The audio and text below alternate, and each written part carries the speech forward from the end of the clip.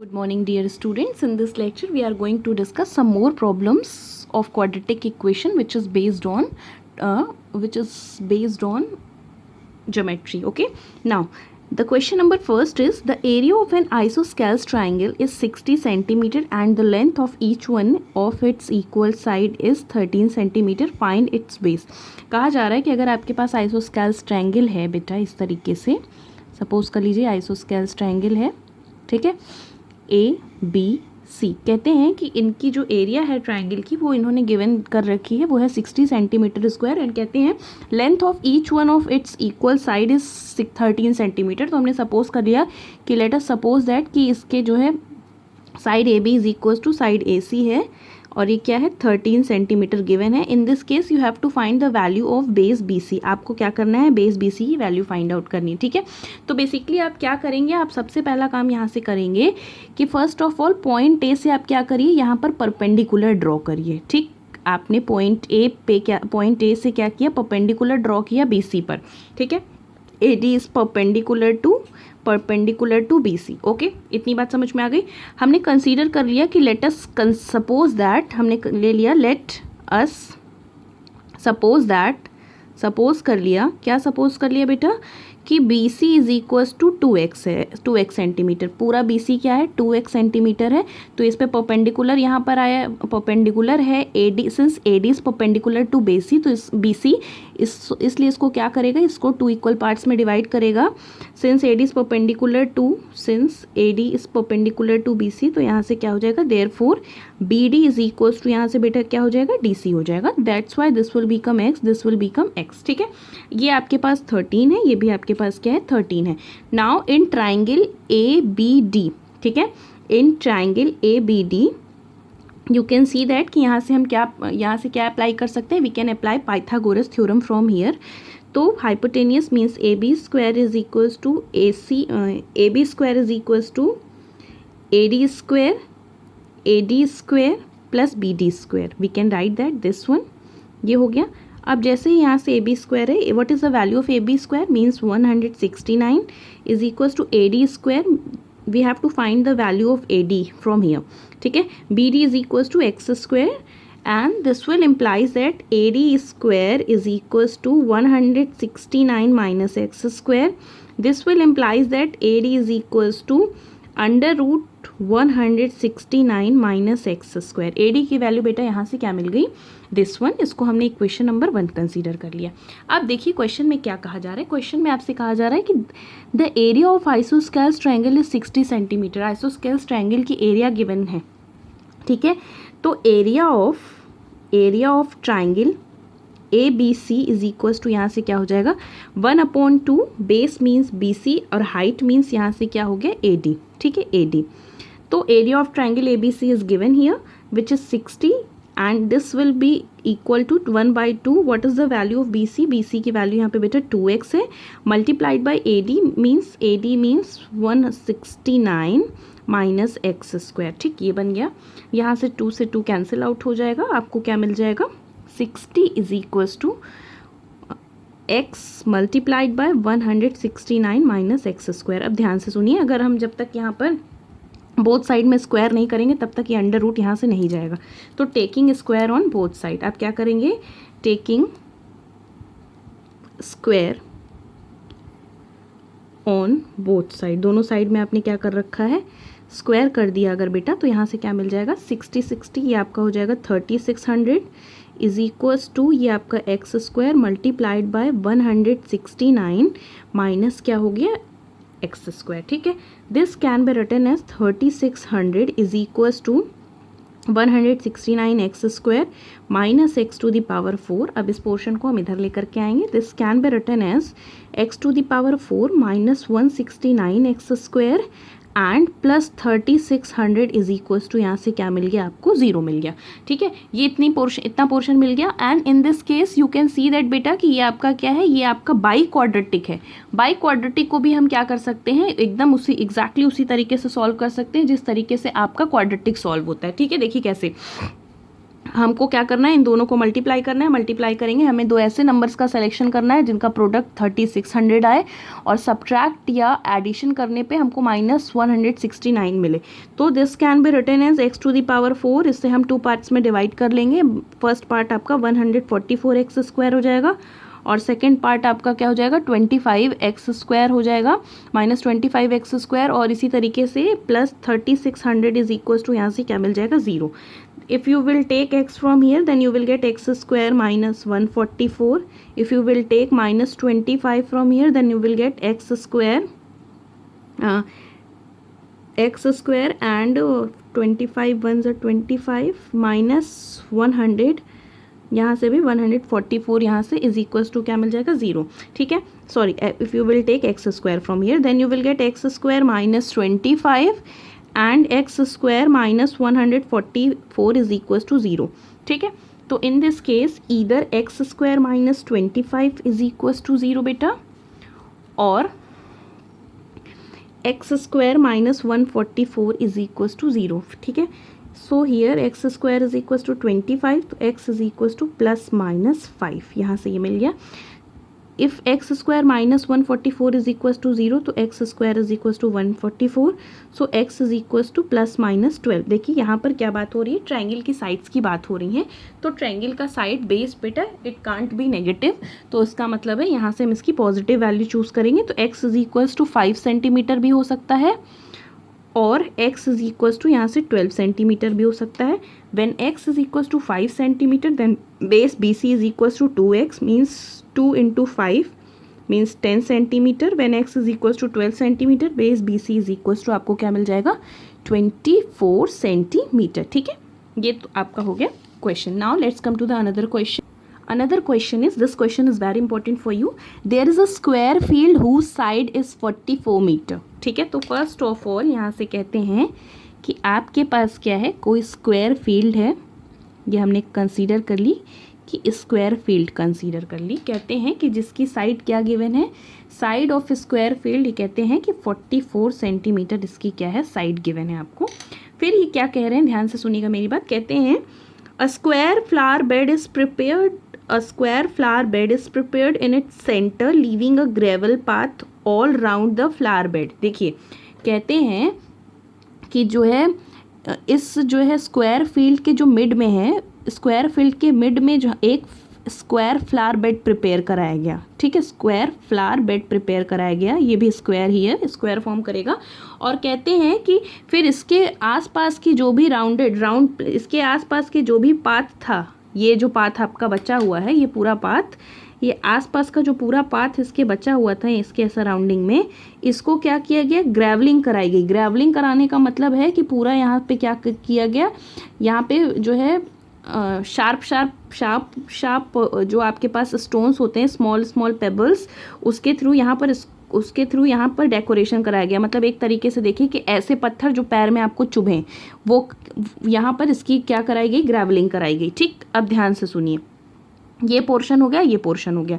कहते हैं आपसे the total cost of laying the flower bed को लेकर आने में, मतलब फ्लावर बेड को यहाँ पर लगाने में, और कहते हैं एंड ग्रेवलिंग द पाथ, और पाथ की ग्रेवलिंग में, ठीक, eight 2.75 and 1.50 per square metre respectively. कहते हैं कि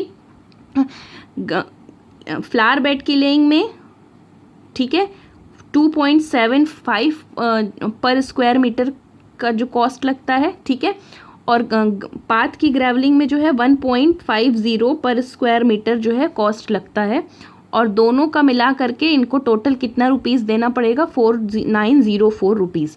तो ये आपसे क्वेश्चन में पूछ रहे हैं कि find the width of the gravel path. आपसे पाथ की ग्रेवलिंग का जो है आपकी जो है आपसे पूछा जा रहा है कि इसकी विड्थ आपको बतानी है कि इसकी क्या विड्थ है। ठीक है, तो सबसे पहला काम आपने कंसीडर कर लिया, ये क्वेश्चन आपको समझ में आ गया। अब हम सपोज कर लेंगे कि let the width of the gravel path be x, ठीक है, x सेंटीमीटर, यहाँ पे सेंटीमीटर की बात हुई है तो हम x सेंटीमीटर ले रहे हैं। ठीक, सॉरी मीटर की बात हुई, x मीटर ले लिया हमने। ठीक, अब ध्यान से सुनिएगा मेरी बात। कहते हैं कि अगर सपोज करिए बेटा कि ये पोर्शन आपका हमने कह दिया कि x हो गया, ये सब यहाँ पे सब स्क्वायर की बात हो रही है, तो ये पोर्शन भी x हो गया, ठीक। उसी तरीके से ये पोर्शन भी आपका क्या हो गया, x हो गया, और ये पोर्शन भी आपका क्या हो गया, x हो गया, ठीक।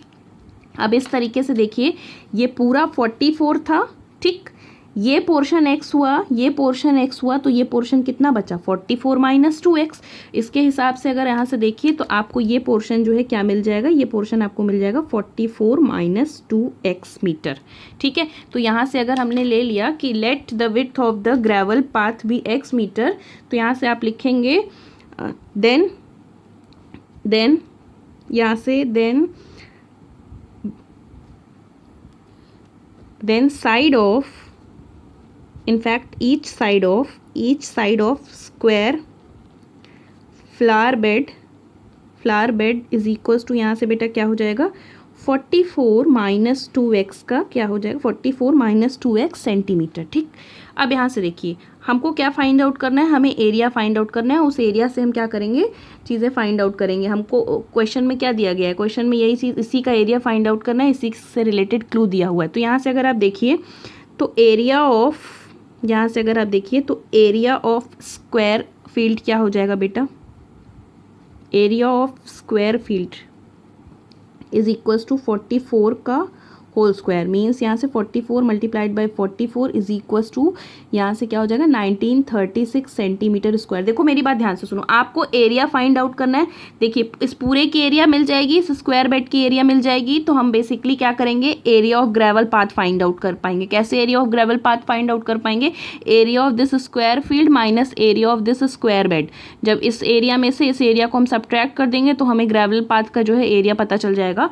तो एरिया ऑफ स्क्वायर आपको ये मिल गया, और एरिया ऑफ फ्लावर बेड आपको क्या मिल गया, एरिया ऑफ फ्लावर बेड बेटा यहाँ से मिल गया, area of flower bed is equals to, यहाँ से आपके पास क्या हो जाएगा, area of square field, area of square area of flower bed is equals to, means ये साइड का स्क्वायर 44 माइनस 2x का होल स्क्वायर, ठीक।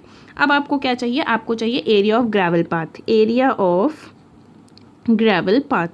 ग्रेवल पाथ की एरिया को अगर हमें बेटा फाइंड आउट करना होगा तो हम कैसे फाइंड आउट करेंगे, area of gravel path is equals to, यहाँ से हो गया एरिया ऑफ क्या, एरिया ऑफ आपका square field, area of square field कर लीजिए इसे,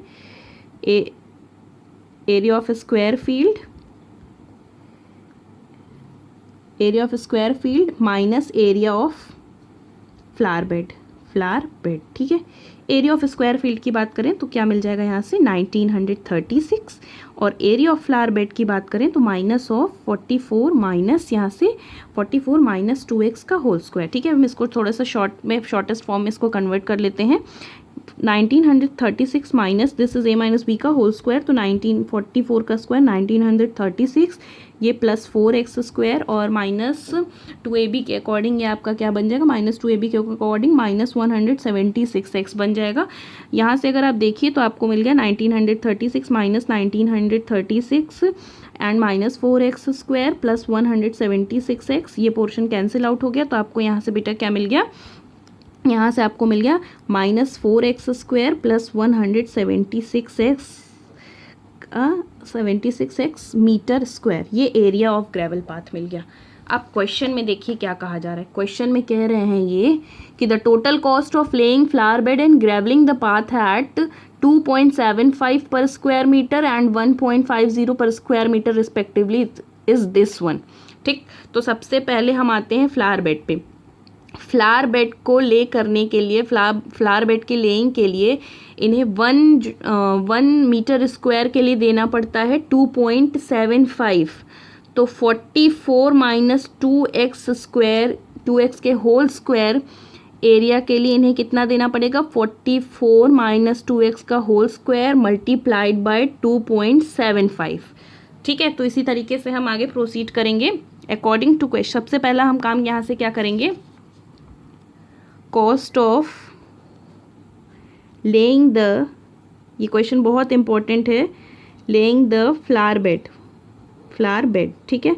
यहाँ से क्या बन जाएगा, देखिए 1 मीटर के लिए 1 मीटर स्क्वायर के लिए 2.75 लगा था, ठीक है। तो 44 एरिया ऑफ फ्लावर बेड ये है, 44 माइनस 2x के होल स्क्वायर के लिए क्या लग जाएगा, 44 माइनस